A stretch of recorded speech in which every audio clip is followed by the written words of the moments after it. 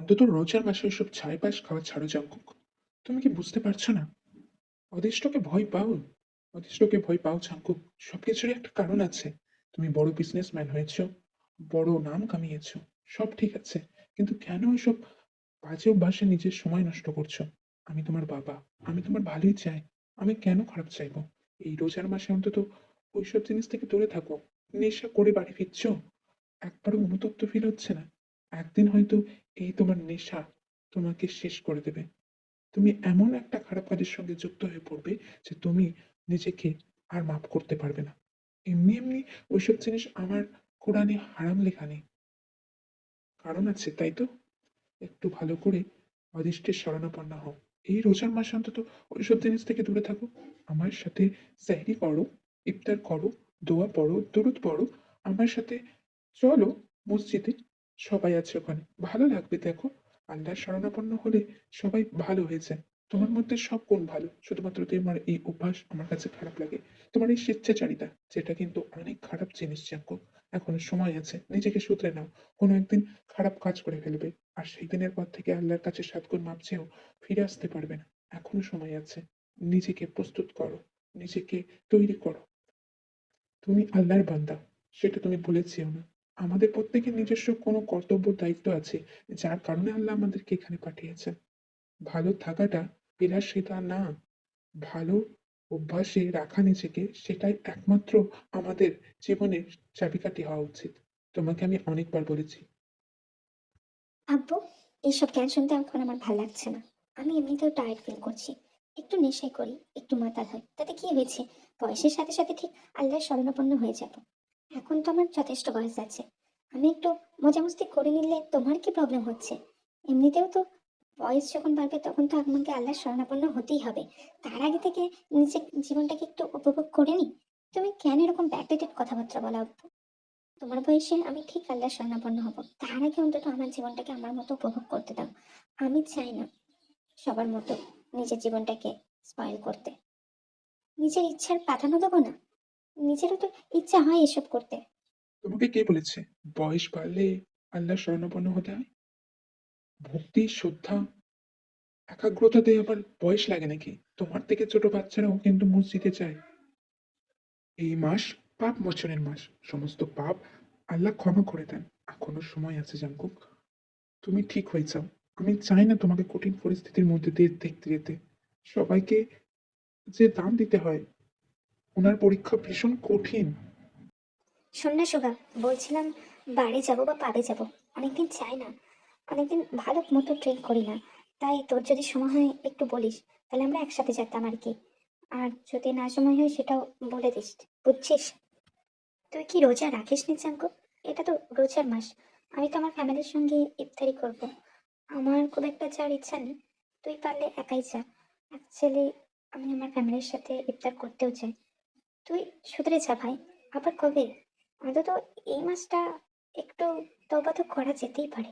আমরা কেউই পরিপূর্ণভাবে ইসলাম মানতে পারি না। আমরা সবাই পাপে জর্জরিত এই পৃথিবীতে। এই দুনিয়া আমাদেরকে পাপিষ্ট বানিয়ে দিয়েছে। কিন্তু এই মাসটা তো বরকতের মাস জানতো। এই মাসটাতে অন্তত নিজেকে ঠিক রাখার চেষ্টা কর। তোর আব্বুর সবার এক কথা কেন রে? কোথায় লেখা আছে যে সবাইকে রোজা রাখতে হবে, সবাইকে ইফতারি করতে হবে? আমি যাব না, আমি ওসব করবো না। আমি এখন বাড়ি যাব, তুই আসবি না বলে দিলেই হয়। এত ঘুরিয়ে পিছিয়ে তোরও সেই সেম কথা, আব্বুরও সেই সেম কথা, আমার আর ভালো লাগছে না। তোরা তোদের ধর্ম নিয়ে থাক না বাবা, আমাকে কেন বিরক্ত করছিস?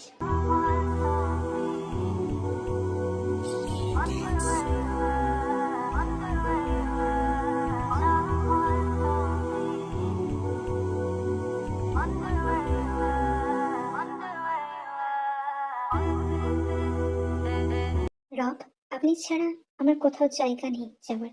এই দারিদ্রতা থেকে আমাদের মুক্তি দিন। আমি রোজা রাখবো, আমি না খেতে পেয়েও রাখবো। কিন্তু আমার বোন, তার সুস্থতা, আমি ভিক্ষা চাইছি আপনার থেকে রব। আমি তো আপনারই বান্দি, আমার দায়িত্ব তো আপনার। দারিদ্রতাতে আমার কোনো ভয় নেই, কিন্তু আমার বোন, ও কিভাবে সুস্থ হবে? কি কাজ করব আমি? মা বাবা কবেই চলে গেছে এই দুনিয়া থেকে আখিরাতে। আমি আর পেরে উঠছি না। আমি কিছুতেই নিজেকে মানিয়ে নিতে পারছি না রব। আমি এই দুনিয়ায় হাঁপিয়ে উঠেছি। আপনার কাছে ডেকে নিন আমায়। আমি আর এখানে থাকতে পারছি না। আমার বোনকে সুস্থ করে দিন ডক। একটা কাজের খোঁজ পেয়েছি তুই, কিন্তু তুই করবি? মানে পাবে কাজ করতে হবে, ড্রিঙ্ক সার্ভ করতে হবে, খুব একটা মাইনে নয়, কিন্তু ভালো জায়গায় কাজ তো কেউ দিচ্ছে না রে। আর তোর শিক্ষাগত যোগ্যতা অনলি 12 পাস, তারপর তো গ্র্যাজুয়েশনটা তুই করতেও পারিসনি। তাই জন্য শুধুমাত্র এই জবের সন্ধানই পেয়েছি। আমি জানি তুই হয়তো এইসব কাজ করবি না, তুই যে পরিমাণে ধার্মিক আমি বুঝেছি, কিন্তু এছাড়া আমি আর কোথাও পাচ্ছি না এই মুহূর্তে কোনো কাজ জের খোঁজ। এই কাজের খোঁজটাই পেয়েছি, তুই যদি বলিস করবো তাহলে আমি আমি বাপ মালিকের সাথে কথা বলে দেখতে পারি। তুই এবার ভেবে দেখ। আমাকে তো করতেই হবে জেনি। আমি জানি না আল্লাহ তাআলা আমার কি পরীক্ষা নিচ্ছে, কিন্তু ওনাকে বলে দেই যে আমি হিজাব নিকাব ছাড়া আমি সার্ভ করতে পারবো না, ওই দুটো আমি ক্যারি করব, ওই দুটো ছাড়া আমার পক্ষে সম্ভব না। ওনাকে ওনাকে এটুকু আমার উপর দয়া করতে বল, এইটুকু দয়া করলেই হবে। আমি সব কাজ করব, আমি ড্রিঙ্ক সার্ভ করব, কিন্তু এর থেকে বেশি কিছু করতে পারবো না। ঠিক আছে তে, আমি বলে দিয়েছি, উনি কনফার্ম করে দিয়েছেন তুই আসতে পারিস, আজ থেকে কাজে যোগ দিতে পারিস রাত্রেবেলা।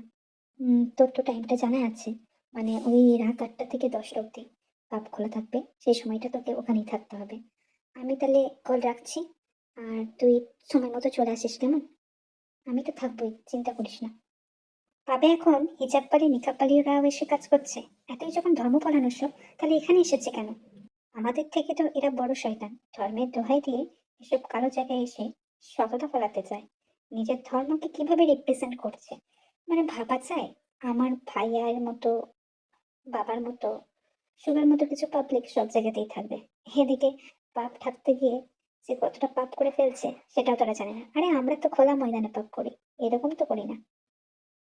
যে বক্তার প্রতিকূলতা না জেনে তাদেরকে বিচার করা আমাদের পক্ষে কখনোই ভালো কাজ না। তুই যে মেয়েটাকে বিচার করছিস, সে মেয়েটা কি পরিস্থিতির মধ্যে দিয়ে যাচ্ছে তুই নিশ্চয়ই জানিস না, তার যাত্রা ভিন্ন। তাই এই ধরনের কথা বলে নিজেকে ছোট করিস না ভাই। নিজের মতো থাক, ঠিক আছে, কিন্তু কাউকে এরকম নিয়ে হাসি ঠাট্টা তামাশা খিল্লি করা ভালো কাজ না। এমনিতেও আমরা জানি না খোদা কার কিভাবে পরীক্ষা নেয়, হয়তো কোনো বাধ্যবাধকতায় সে ওই জায়গায় কাজ করছে। আমরা সবটা না জেনে কাউকে নিয়ে বিচার সভা বোঝাতে পারি না, এটা ভালো দেখায় না। আজকে আমার জন্মদিন, তো আমাদের কোম্পানি থেকে প্রতিবারই আমার জন্মদিনের দিন দান ধ্যান করানো হয়। আর এটা রোজার মাস, তাই কেউ যেন অভুক্ত না থাকে, অন্তত আমার অফিস চত্বরে যেন কেউ না।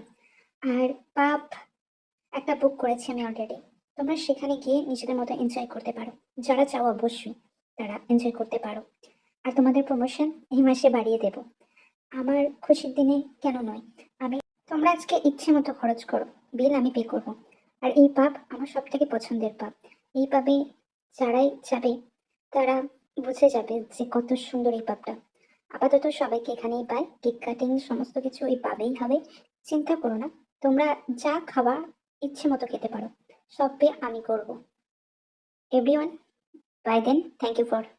স্যার আমরা তো জানতাম আপনি পার্টি হোস্ট করেছেন পাবে, তা না এখানে নিকাবি হিজাবি গার্লরাও যোগদান করেছে, মানে সফট ড্রিঙ্ক দিচ্ছে, মানে বুঝলাম না। ওনাকে বলুন এসব খুলে আসতে, বড্ড বিমানান লাগছে। এখানে সবাই কিরকম পোশাকে আছে, আর উনি জোকার লাগছে একদম, নয়তো ওনাকে এখান থেকে বের করে দিন। উনি কেন এখানে আছেন? নিজেকে জোকার ভাবেন নাকি? কি সব করে বেড়াচ্ছে? এতই যদি ধার্মিক হওয়ার শখ, তাহলে এখানে কাজ করছে কেন? পুরো মুডটাই খারাপ করে দেয় এইসব মানুষেরা। বুঝি না কেন আসে ঘুরিয়ে ফিরিয়ে এখানে। এই মেয়ে, তোমাকে বলছি নিকাব আর হিজাবটা খুলে এসে সার্ভ করো। আমি এসব সহ্য করবো না, আমি যথেষ্ট পে করেছি। আমার বার্থডে পার্টিটা এরকম ভাবে তুমি স্পয়েল করতে পারো না। লোকজন আমাকে কি বলবে? তুমি খুলবে কি খুলবে না? এই বলে জাঙ্কুক তের হিজাব নিকাব ধরে টান দেয়, আর সে সময় একটা কষিয়ে চড় দেয় তে, যেটা জাঙ্কুকের ইগোকে ভীষণভাবে হার্ট করে। তারপর জাঙ্কুক তের উপর ঝাঁপিয়ে যাবে, আর সেই মুহূর্তেই চলে আসে জেনি। তে ওই জায়গা থেকে বেরিয়ে যায়, এক প্রকার চোখের জল আড়াল করতে করতে। এদিকে তার তার করার সময় হয়ে এসেছিল। একটা সময় যখন সবাই পার্টিতে মেতে উঠেছিল, জাঙ্কুক আড়ালে গিয়ে তেকে অনুসরণ করে এবং দেখে তে নামাজ পড়ছে। হ্যাঁ, একটা কমন রুমে যেখানে কেউ নেই, তে নামাজ পড়ছে। জাঙ্কুক একভাবে তাকিয়ে থাকে। না, সেও মুসলিম, কিন্তু সে কোনোদিনও নামাজ পড়েনি, সে কোনোদিনও ইবাদত করেনি। তের কাছে কিচ্ছু ছিল না। তে শুধু একটা খেজুর তার বোরকার পকেট থেকে বার করে খুব উপভোগ করে খাচ্ছিল, আর সাথে এক গ্লাস জল। জাঙ্কুক চেয়ে রয়েছিল ওর দিকে মুগ্ধভাবে। কিন্তু যখনই তার মনে পড়ে গেল যে তে ওকে কষিয়ে চড় মেরেছে, সে যেন আরো রেগে গেল। সে তের দিকে এগিয়ে যেতে যাবে, আর সে সময় লক্ষ্য করলো তে সেখানে নেই। জাঙ্কুক এমন ভাবে মুগ্ধ হয়ে গিয়েছিল, জাঙ্কুক ভুলেই গিয়েছিল সবকিছু। কিন্তু যখন তার আবার মনে পড়লো যে তে তাকে খুব কষিয়ে চড় মেরেছে সবার সামনে, তার ইগো হার্ট করেছে, তখন সে আরো রেগে গেল। সে এক প্রকার তোড় জোড় দিয়ে তেকে খুঁজতে লাগলো। একটা সামান্য ওয়েটার হয়ে ও আমাকে চড় মারার সাহস কি করে পায়? এর খোসারও তোকে দিতেই হবে। এখানে পাম মালিককে ম্যানেজ করে নিয়েছি, কিছুক্ষণের মধ্যেই ওকে সফট ড্রিঙ্কের নাম করে আমার রুমে পাঠাবে, এই ভিআইপি রুমে। তারপর আমি ওকে মজা দেখিয়ে দেবো। যদিও এর আগে আমি কারোর সাথে এমন কাজ করিনি, কিন্তু ওই মেয়ে নিজেকে কি ভাবে, অপরূপ সুন্দরী? কখনই না। আমিও দেখছি, আমিও দেখছি ও কি করে আমার হাত থেকে রেহাই পায়। আপনার ড্রিঙ্কটা এত তাড়াতাড়ি আমি রেখে দিই এখান থেকে। আপনার ওয়েটার হয়ে এত তেজ বা কেন গো? তুমি জানো আমি কে? এই সাউথ কোরিয়ার সবচেয়ে বড় সিইও, সবচেয়ে বড় কোম্পানিটা আমাদের। তুমি সবার সামনে আমাকে আজকে আমার বার্থডের দিনই চড় মেরেছো। তোমার লজ্জা করে না? তুমি এমন অপরূপ সুন্দরী নাও যে তোমার মুখ সবাইকে দেখানো যাবে না। আমি সামান্য হিজাবটাই টেনেছিলাম তোমার মুখটা দেখার জন্য। তোমাকে ওটা খুলে আসতে বলেছিলাম যাতে সবার সামনে তোমাকে জোকার না লাগে। তা না করে তুমি সবার সামনে আমাকে জোরে থাপ্পড় মারলে, আর তারপরেও তুমি ভাবছো তুমি আমার কাছ থেকে ছাড়া পাবে? অত সহজে না। তোমার একবার ভাবা উচিত ছিল যে তুমি কাকে চড় মারছো। তোমার এত সাহস কি করে হয়? একটা মামুলি ওয়েটার হয়ে তুমি আমার গায়ে হাত দিচ্ছ? তুমি তোমার জায়গাটা ভুলে গিয়েছো নিশ্চয়।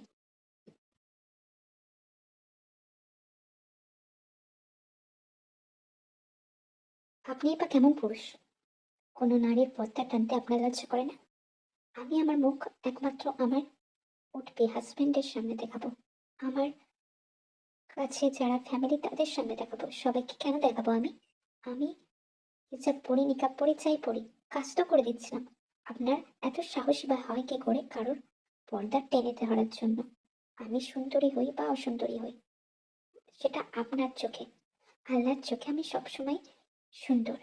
আল্লাহর কাছে আমি সবসময় তার সুন্দর সৃষ্টি। আপনি আমার সঙ্গে অসভ্যতামি করেছেন, নিজেকে বাঁচানোর জন্য আমি আপনাকে চড় মেরেছি। আমি চাইনি আপনাকে চড় মারতে, শুধুমাত্র নিজেকে বাঁচানোর জন্যই আমি চড় মেরেছিলাম। আমি দুঃখিত সেই কাজের জন্য। আমাকে যেতে দিন। আমার বাড়িতে আমার বোন একা আছে, আমাকে যেতে হবে। আপনি যদি যেতে বলেন তবেই আমি যেতে পারবো, নয়তো খুব অসুবিধা হয়ে যাবে। এখানে কাজ আমি খুব কষ্ট করে করছি। দেখুন, আমার আমার পর্দা টেনে আমাকে অসম্মান করার কথা ভাববেন না। প্রত্যেকেরই কোনো না কোনো প্রতিকূলতা থাকে। আমি আমার প্রতিকূলতার কারণেই এখানে এসে কাজ করছি, তা বলে নিজের সম্মান খোয়াতে পারবো না, কটা টাকার জন্যও না। আমি আসতে পারি স্যার?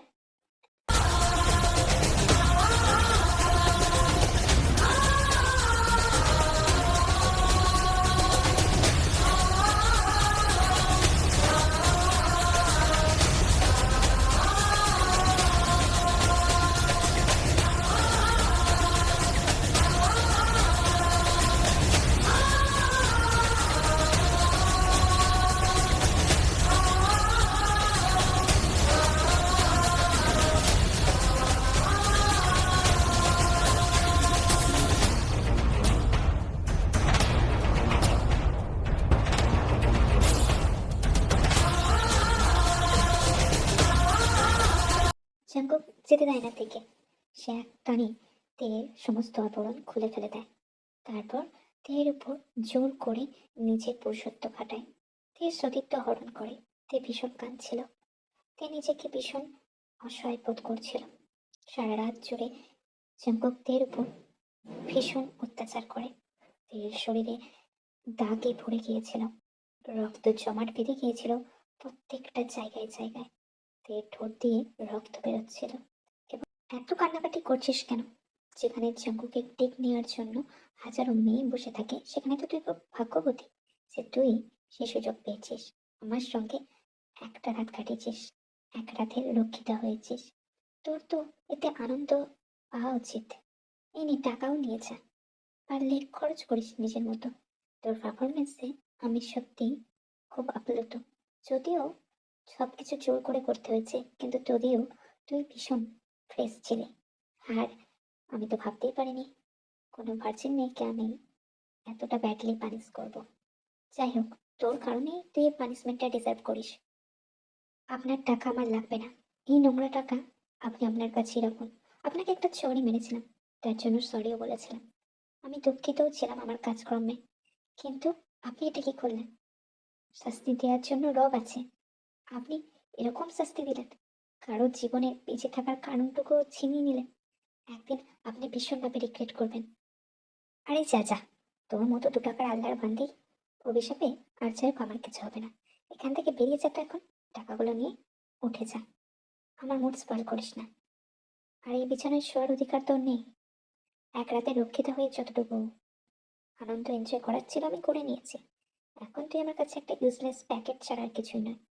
চিপস খাওয়া হয়ে গিয়েছে, জাস্ট ফেলে দেবো, সেরকমই তুইও। তাই এখান থেকে বেরিয়ে যা, তোর জ্ঞান আমার লাগবে না, বুঝেছিস? সিসিটিভিতে এটা কি দেখছি? চর মেরেছে ঠিক কোথায়, কিন্তু এক প্রকার দিয়ে ওই জুসের গ্লাসটাকে সরাতে চেয়েছিল। এখানে কি কারো ষড়যন্ত্র ছিল? দেখে আমায় বাঁচানোর জন্য চরটা মেরেছিল, কিন্তু বুঝতে পারছি না। হ্যাঁ, এই তো মোমো। ও এতে হাইলি ডোজের ড্রাগস মিশিয়েছিল। সেই ড্রাগস আমাকে মেরে দিতে পর্যন্ত পারতো। ওই মেয়েটাকে থ্যাঙ্কস জানানোর পরিবর্তে আমি ওর সঙ্গে ভীষণ বড় অন্যায় করেছি। ওকে খুঁজে বার করো। তোমরা তো এই পাপটা চালাও, তোমরা নিশ্চয়ই জানবে ওর ঠিকানা। একটু খুঁজে আমায় বলো না। কি বলছো? ও এই শহরে আর নেই? ওই দিনের পর থেকে কাজে আসেনি, টাকাও নেয়নি? তাও প্লিজ, যেমন পারো তেমন আমাকে মানে ওর অ্যাড্রেসটা দিলে ভালো হতো আর কি। একটু চেষ্টা করো না, যত টাকা লাগবে তোমাদের আমি দেবো। বিগত 6-7 মাস ধরে জাঙ্কুক ভীষণভাবে দেখে খোঁজার চেষ্টা করে। তার আত্মগ্লানি তাকে শেষ করে দিচ্ছিল। সে এখন পাবে যাওয়া বন্ধ করে দিয়েছিল, ড্রিঙ্ক করাও বন্ধ করে দিয়েছিল, সবসময় নিজেকে বন্দি করে রাখতো। এই পরিবর্তন দেখে নামজনও ভীষণ অবাক হয়েছিল। সুগা তাকে বুঝিয়েছিল এতে কিছু করার নেই। মেয়েটা যদি এই শহরে না থাকে সে কিছু করতে পারবে না। কিন্তু সেই দিনের পর জাঙ্কুক একটা অজস্র যন্ত্রণা নিজের মধ্যে ফিল করতে পারছিল। মেয়েটার রূপ সেদিনও দেখেছিল, নামাজ পড়া অবস্থায় যত সুন্দর লাগছিল ঠিক তেমনই। আমি কি জানতে পারি তে, তুমি কেন সেই দিন মরতেই চেয়েছিলে? আমার গাড়ির সামনে এসেছিলে বলে আমি তোমাকে বাঁচিয়ে নিয়েছিলাম। আমি জানি একটা মেয়ের কাছে সতীত্ব হারানোর থেকে বেদনাদায়ক আর কিচ্ছু হয় না। আমি জানি তোমার সাথে খারাপ হয়েছিল, কিন্তু তুমি তো আল্লাহর প্রকৃত বান্দি। তুমি কেন নিজের জীবন শেষ করতে চেয়েছিলে? আত্মহত্যা গুনাহ, সেটা বলাই আছে। তারপরেও কেন? যেখানে তোমার অসুস্থ বোন জীবন যুদ্ধের সাথে লড়ছিল। কিন্তু আমি খুব খুশি হয়েছি তুমি আমার ক্যাফেতেই কাজ করছো, নিজের মতো করে নিজের এক্সপেন্সিভ চালাচ্ছ, আর বোনের চিকিৎসার দায়িত্বও তুলে নিয়েছো। এই আবুধাবিতে তোমরা দুজন ভালো আছো, আমি খুব খুশি হয়েছি। জানো, এইভাবেই তুমি একদিন নিজেকে সর্বগুণ সম্পন্ন করে ফেলবে। আল্লাহ তোমার সাথে আছে, মন খারাপ করো না। আর যে তোমার জন্য রয়েছে সে তোমাকে সমস্ত কিছু দেখেই গ্রহণ করবে। এটাকে ইস্যু করে কখনোই তোমাকে দূরে সরিয়ে দেবে না। আমাদের বিয়ে হয়ে যাবে, আমার আয়ুর। তুমি আসতে পারো আমাদের ওই বিয়েতে। অনেক সিইও, অনেক রকম হাই সোসাইটির মানুষজন আসবে। আমার বন্ধু বান্ধব বিদেশ থেকেও আসবে। আমি জানি তোমার হয়তো আনকমফোর্টেবল ফিল হবে, তবুও আমি চাই তুমি এসো আমার আর আয়ুর বিয়েতে। কারণ তুমি আমার কাছে বোনের মতো। তোমার কাছ থেকে আমি অনেক কিছু শিখেছি। তোমার যে আল্লাহর প্রতি একাগ্রতা, ভক্তি, শ্রদ্ধা, ইবাদত, আমি দেখি আর অবাক হই। এত কাজের মধ্যেও 5 ওয়াক্ত নামাজ পড়া, ইবাদত করা, তাসবিহ করা, সূরা পড়া, আর আমার রোগ বালাই হলে আমার উপর দোয়া পড়ে ছেড়ে দেওয়া, সেটাও করো। আমাকে তো ভাইয়ের মতো দেখেছো, তাহলে আমার বিয়েতে আসতে কেন এত প্রবলেম? আমি খুব করে চাই তুমি আর তোমার বোন যেন দুজনাই এসো আমার বিয়েতে। তোমার বোনও তো আস্তে আস্তে সুস্থ হয়ে উঠেছে। তুমি ঠিক ভালো থাকবে তে, আল্লাহর উপর ভরসা রাখো। তুমি ভালো একটা মেয়ে, আমি আপনার কাছে চিরকৃতজ্ঞ হবি ভাই। আপনি যদি সেদিন আমাকে বাঁচিয়ে না নিতেন তাহলে কি হতো? আপনি একটা অজানা মেয়েকে কাজের সন্ধান দিয়েছিলেন, তার ভিসা করিয়ে তাকে আবুধাবিতে নিয়ে এসে চিকিৎসা করেছিলেন, তাকে কাজ দিয়েছিলেন, তাকে একটা নতুন জীবন দিয়েছিলেন। আপনার কারণে আমি পড়াশোনা কন্টিনিউ করতে পেরেছি। আপনার প্রতি আমি চিরকৃতজ্ঞ। আপনি এতবার করে বলছেন যখন আমি যাব না, ঠিক যাব আপনার বিয়েতে। চিন্তা করবেন না, আমি সবসময় প্রে করব আল্লাহ যেন আপনাদের দুজনকে সবসময় ভালো রাখেন। আমি চেষ্টা করি হবি ভাই, আমি তো পরিপূরক নই, আমিও একজন পাপী যে সবসময় চেষ্টা করে আল্লাহর কাছে নিজেকে সমর্পণ করতে, তার পাপের বোঝা একটু কমাতে, আর আখিরাতে একটা জায়গা পাকা করে নিতে। আমি জানি আমাকে সবাই ব্যাকডেটেড ভাবে, আমাকে সবাই অন্যরকম চোখে থাকে, কিন্তু তাতে আমার কোনো কিছুই যায় আসে না, কোনো কিছু না। শুধু একটা জিনিস ভেবেই খারাপ লাগে, ওই দিন একটা চোরের দাম যে আমার সতীত্ব হারানো হবে, আমি ভাবতেও পারিনি। চিনি ওই পাপের বশ, সবাই আমার সাথে শত্রুতা করলো, বিশ্বাসঘাতকতা করলো। আমার এটা ভেবেই খারাপ লাগে।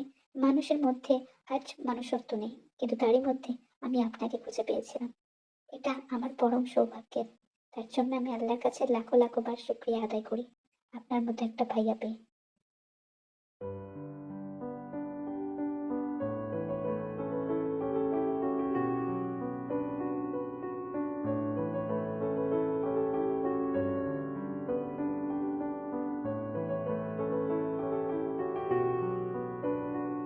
তুই মসজিদে যাবি জাঙ্কুক? হঠাৎ তোর আবার কি হলো? আগে তো এতবার বলে বলেও তোকে যাওয়াতে পারতাম না। এখন তোর পরিবর্তন দেখে খুব ভালো লাগছে বাবা।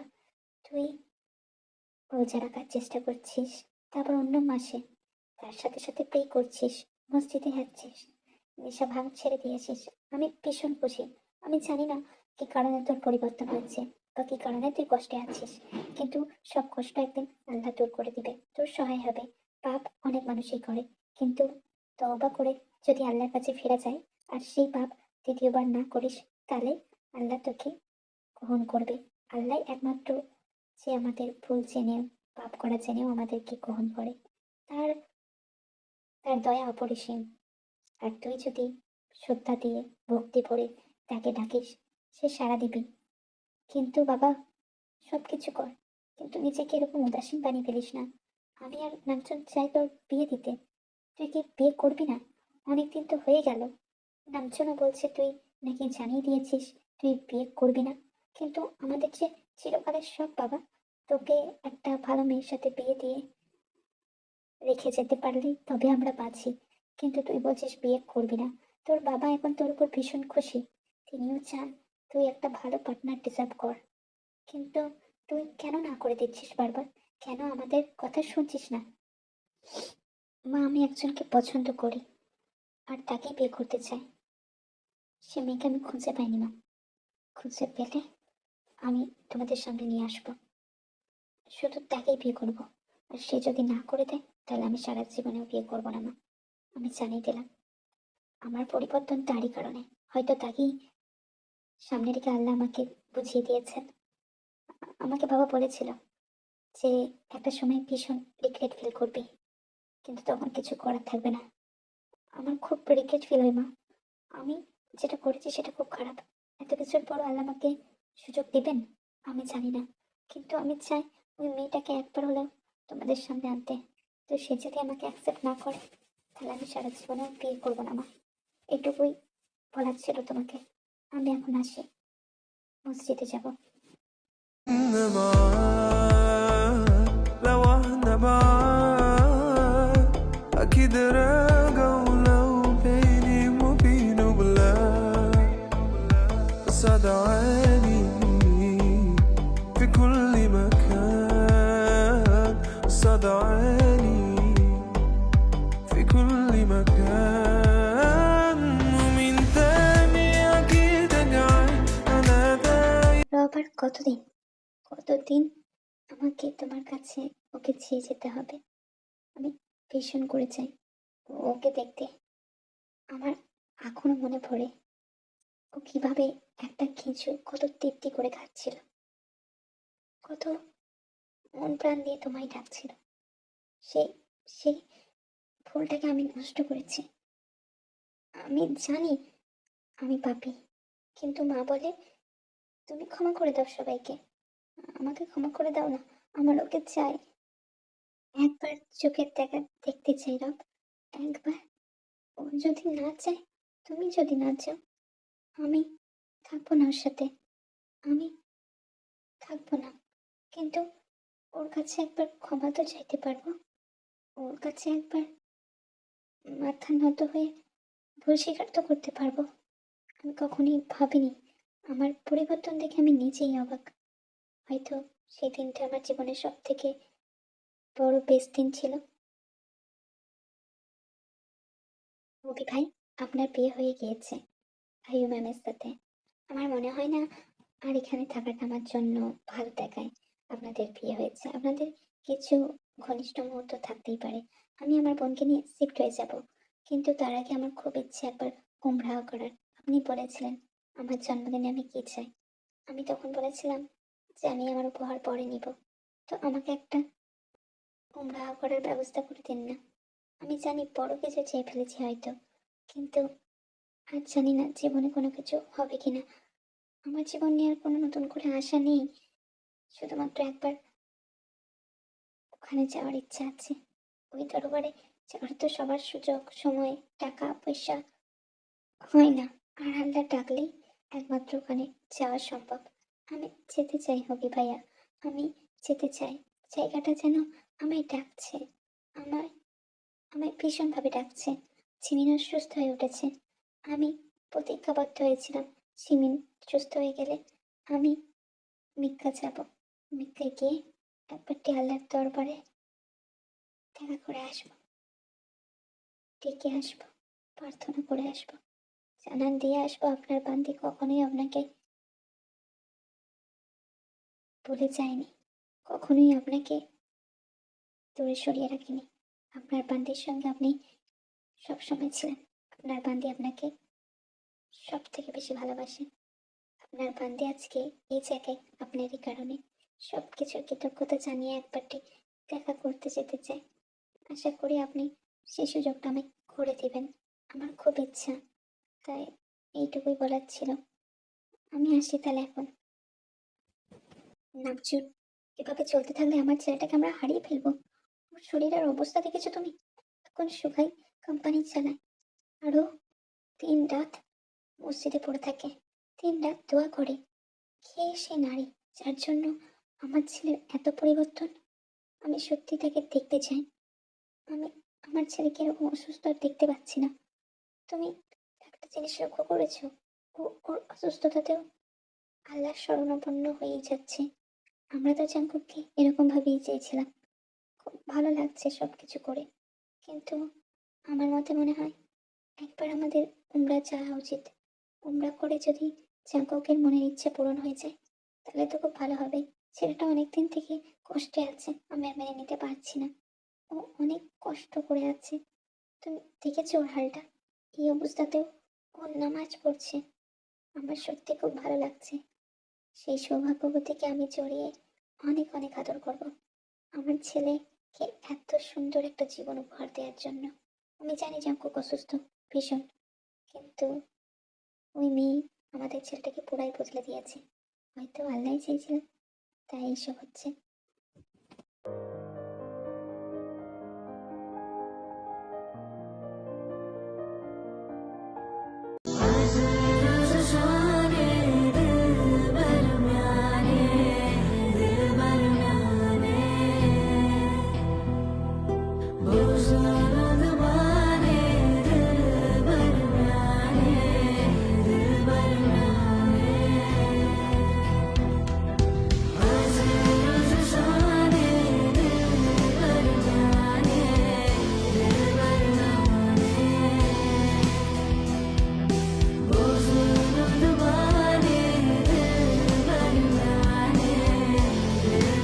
জীবনের মোড় এভাবে ঘুরবে কোনোদিনই আশা করিনি। প্রতিটা তাহাজ্জুদে আমি উমরা করার স্বপ্ন দেখেছি। আমি জানতাম আপনি আমায় গ্রহণ করলে এই সুযোগ করে দেবেন। সিমিনের সুস্থতা যেমনি কামনা করেছি, তার সঙ্গে এটা আমার সব থেকে বড় ইচ্ছে ছিল জীবনে। আর আপনি পূরণ করেছেন আল্লাহ। আমি চিরকৃতজ্ঞ আপনার কাছে। আমি দান করব।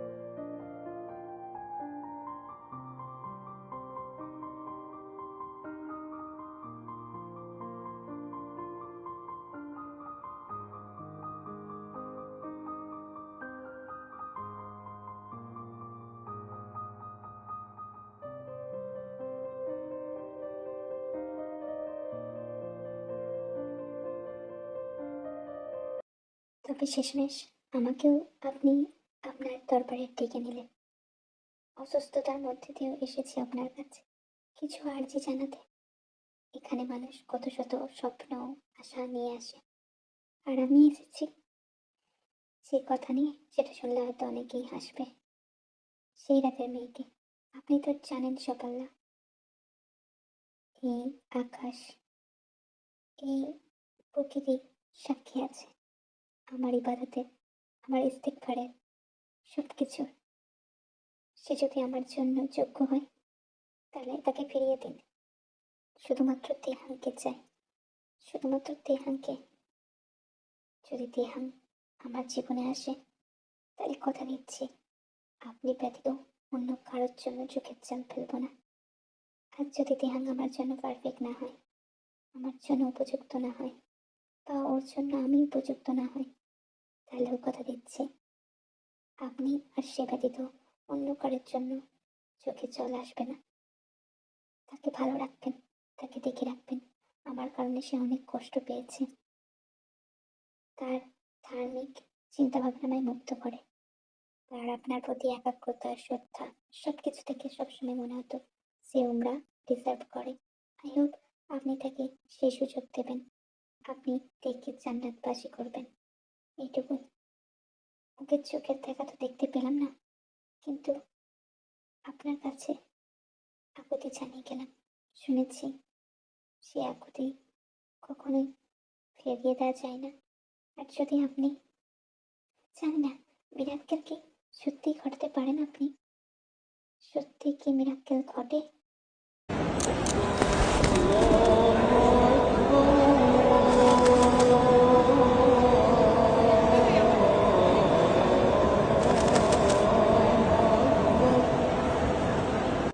الله أكبر، الله أكبر. أشهد أن لا إله إلا الله.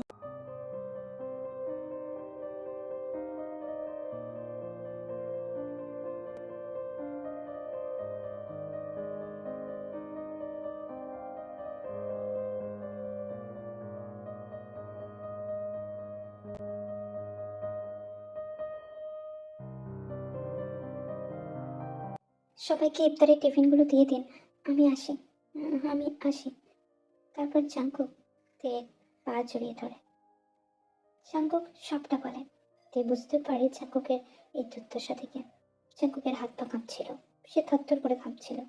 সে স্থিরভাবে দাঁড়িয়ে থাকতে পারছিল না, তার চোখের নিচে কালি। হাত মুখ পা ফ্যাকাশে হয়ে গিয়েছে। জাঙ্কুকের বাবা মা থেকে দেখা মাত্রই ছুটে আসে। তারা জড়িয়ে ধরে, সবটা তেহানকে বলে এবং কাঁদতে থাকে। বলতে থাকে যে সে যেন জাঙ্কুকের জীবনে ফিরে আসে, নয়তো তারা তার ছেলেটাকে বাঁচাতে পারবে না। এরপর কেটে যায় অনেকটা সময়। তেহানের বিশ্বাস করতে সময় লেগেছিল। 1 বছরের মাথায় মাথায় তারা আবারও মেক্কা আসে। তাদের বিয়ে সেখানে হবে এই ভেবে। জাঙ্কুকের এমন পরিবর্তন দেখে সে অবাক হয়েছিল, কিন্তু আল্লাহ যে জাদুঘর সেটাও তেহান জানত। সবকিছুর মধ্যে দিয়ে তার একটা কথাই মনে হচ্ছিল, জাঙ্কুক আর তার সম্পর্ক সাধারণ না, কারণ তাদের আবার দেখা হলো এই মেক্কায়, আর তারা পরবর্তীকালে বিয়েও করবে মেক্কায়। তেহাঙ্গের নিজেকে ভীষণ ভাগ্যবান, ভাগ্যবতী সব লাগছিল। তেহাং বুঝতে পারছিল তার কঠিন সময়টা পার হয়ে এসেছে, আল্লাহ তাকে এখন বরকত দান করছে। তেহাং সেসব বিষয় ভেবে আল্লাহকে আবারও একবার শুকরিয়া আদায় করে, কারণ তারা আজকে এসেছে মেক্কায় তার আর জাঙ্গুকের বিবাহ উপলক্ষে।